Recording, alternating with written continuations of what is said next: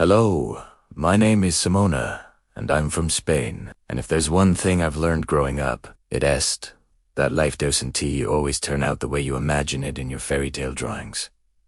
When I was little, my world was small, but warm, even though my parents argued a lot loud enough for the neighbors to probably know our business. I still remember the good days. My third birthday was one of them. Dad came home holding the biggest unicorn plushie I had ever seen, its glittery horns sparkling like magic. Mom baked my favorite vanilla cake with extra frosting and rainbow sprinkles. They hugged me and said I was the best thing that ever happened to them. Back then, I believed love could fix anything. But when I was 4, everything changed. Mom came home driving her boss's shiny black car. She looked different, somehow quieter, distant. That night, she told Dad she was leaving. I remember clinging to her leg and crying, asking if I had done something wrong. She kissed my forehead and promised I'd visit her every weekend at her new house. Her new house turned out to be a mansion. The first time Dad took me there, I felt like I had stepped into one of those celebrity home tours on TV. Marble floors, a staircase that curved like something from a movie, and in the middle of the living room stood Mom, holding a baby. "Simona," she said softly.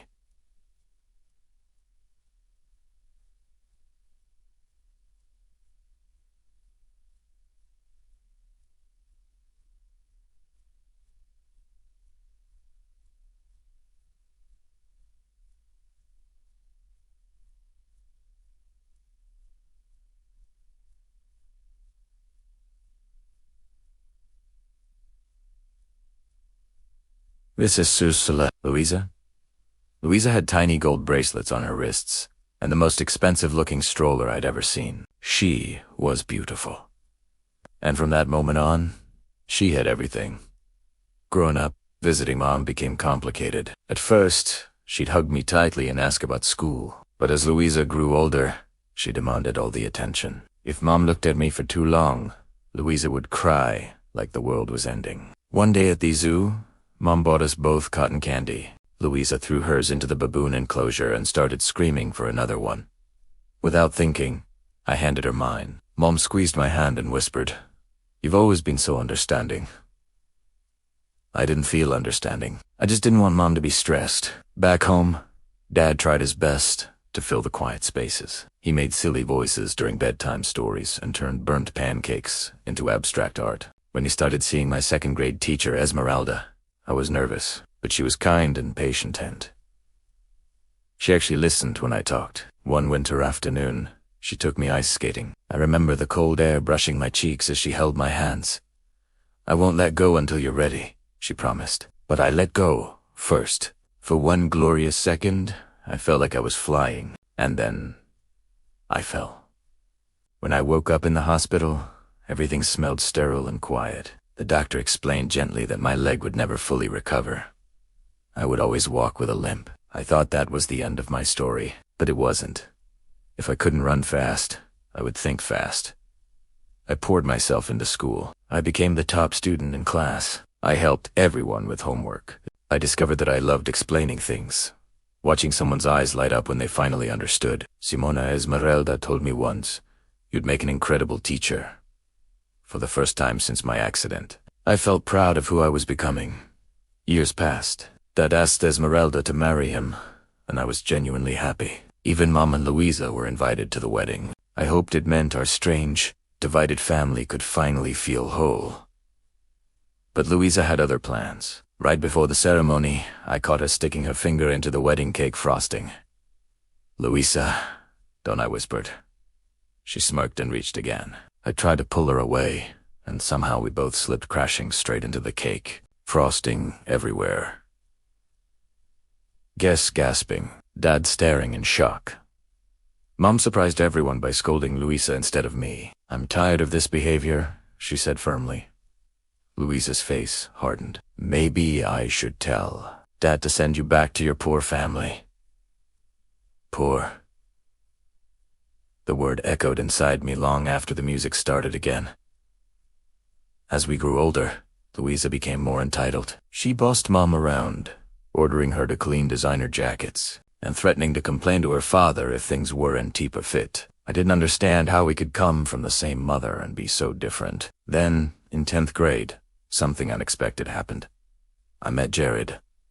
It started in the school library. He sat across from me, flipping through my favorite sci-fi novel. Yes, that Jared, the popular, effortlessly charming guy everyone whispered about. I assumed he wouldn't even know I existed. But he smiled at me.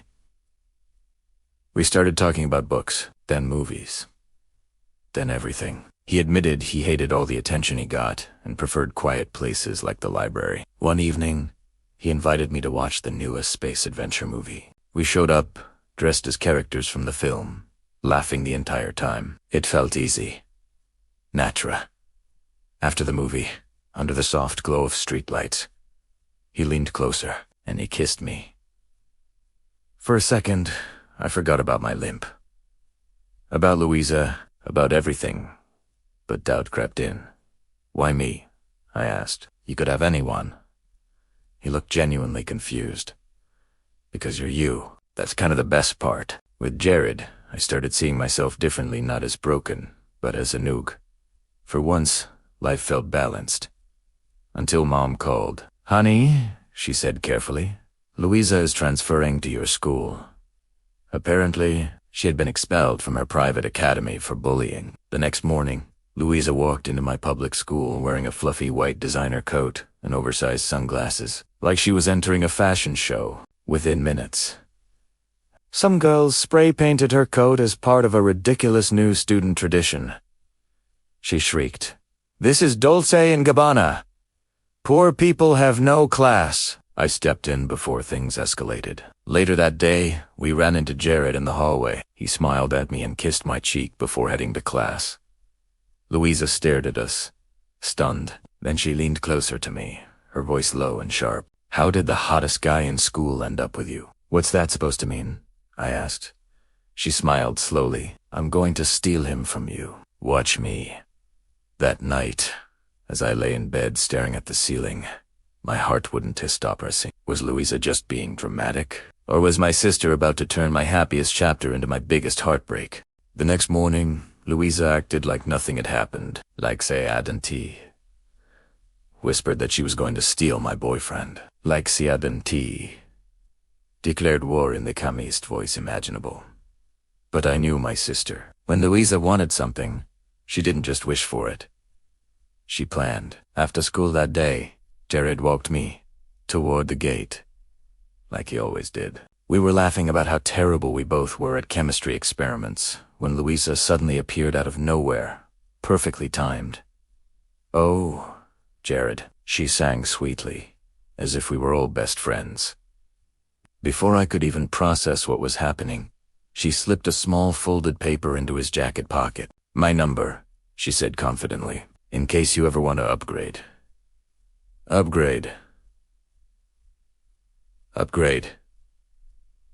I felt my cheeks burn, but Jared didn't even hesitate. He calmly pulled the paper out, glanced at it, and handed it back to her. "Louisa," he said evenly, "I'm with your sister, and I really like her. Please, don't do that again."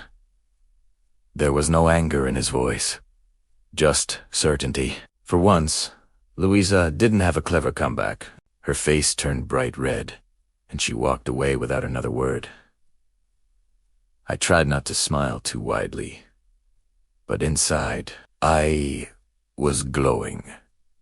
Still, things at school weren't getting easier for her. Louisa had this habit of talking down to people without even realizing it. She'd complain about the cafeteria food, roll her eyes at secondhand backpacks, and once she loudly announced that poor people just needed better taste.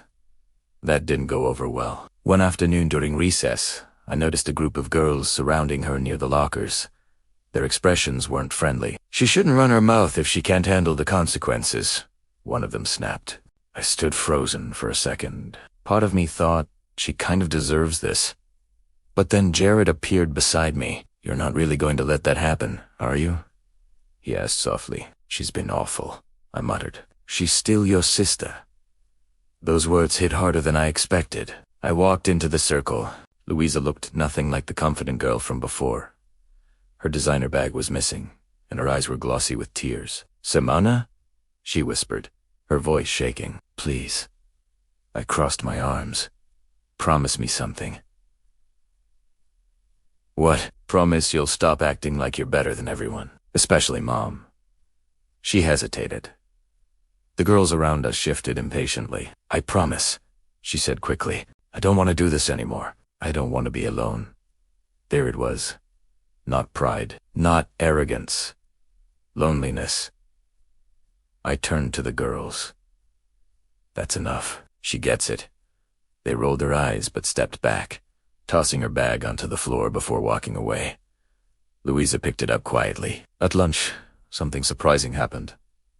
She sat with me and Jared. No dramatic entrance. No sarcastic comments. Just sat. I've been horrible, she admitted, staring at her tray. I always thought Mom loved you more. You were the good one. The smart one. The understanding one. I didn't know how to compete with that. You don't have to compete, Primera. Sighed gently. She looked up at me. When those girls surrounded me, I felt small. I've made so many people feel like that. Jared smiled softly, realizing that is kind of a big deal. For the first time in years, Louisa didn't look like my rival. She looked like my little sister. That afternoon, when Mom and Esmeralda came to pick us up, Louisa surprised everyone again. Mom, she said quietly, I'm sorry for how I talk to you. I don't mean it. I just get angry. Mom's eyes filled with tears, and then Esmeralda cleared her throat. I actually have some news, she said, trying to hide a smile. Dad stepped closer to her, holding her hand. We're having a baby. For a second, my brain stopped working. Another sibling. Another change. I glanced at Louisa. Her expression flickered shock, then something unreadable. You're going to be big sisters, Esmeralda added warmly. On the ride home, everything felt different. The sky outside the window was golden, like one of those movie scenes where everything feels symbolic. Are you okay? Jared texted me later that night. I think so, I replied. Life just keeps leveling up. He sent back a laughing emoji. We'll handle it. The next few weeks were strange, but peaceful. Louisa actually tried to be Kinder. She joined a study group. She even thanked Mom for cooking dinner one night, which nearly caused Mom to faint from shock. And me? I started thinking about the future, about becoming a teacher, about loving someone who loved me exactly as I was. One evening, Jared and I sat on the bleachers after school, watching the sunset. You know, he said thoughtfully, you don't realize how strong you are. I trip over flat surfaces, I joked. I'm serious. You turn every bad thing into something good. That's rare. His words stayed with me long after we said goodbye. For the first time, I didn't feel like the girl with the broken leg. I felt like the girl with a story. A few days later, Louisa walked into my room holding her phone, her hands shaking slightly. Simona? She said quietly. Yeah, it's Dad. Her voice wasn't dramatic this time, it was scarred. He wants me to come live with him. Full-time. My heart skipped. But what about Mom? I asked. Louisa swallowed. He says, Ma is changing too much. That she's becoming soft. And he doesn't like it. The room felt suddenly smaller. After everything, after her apology, after her effort to change, was she about to be pulled back into the same world that made her feel superior but empty? Louisa looked at me, eyes wide. I don't want to go back to how I was, she whispered. But I don't know if I get a choice. I didn't know what to say. Outside, I could hear Mom laughing in the kitchen with Esmeralda, talking about baby names. Everything felt fragile, like we had just started fixing the cracks, and now someone was shaking the foundation again. Louisa's phone buzzed once more. A new message from her father. She looked down at the screen, 10 up. He's coming tomorrow, she said. And in that moment, I realized our family wasn't done changing. Not even close.